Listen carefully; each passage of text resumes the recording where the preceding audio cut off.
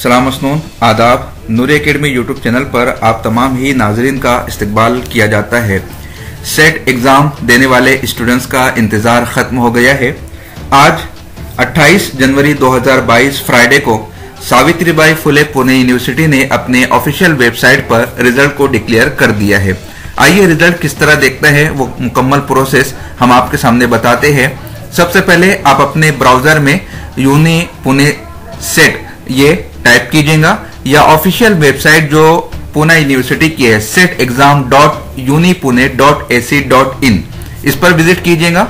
उसके बाद रिजल्ट के सेक्शन में आपको क्लिक करना है। क्लिक करने के बाद आपको एग्जाम सिलेक्ट करना है।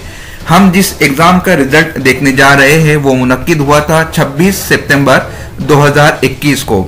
उसके बाद आपको यहाँ पर सीट नंबर, नाम, डेट ऑफ बर्थ और साथ में मोबाइल नंबर इंटर करना है। नूरी एकेडमी यूट्यूब चैनल के एक बहुत ही फाल रुकन है जिनका नाम शेख इमामुद्दीन शेख अमीरुद्दीन है। हम उनका रिजल्ट आपके सामने बताते हैं। देखिए, तमाम तफसीलात फिल कर लेने के बाद यानी select exam, enter seat number, enter name, enter birth date, enter mobile number, इन तमाम कॉलम्स को फिल कर लेने के बाद आपको सर्च रिजल्ट पर क्लिक करना होगा।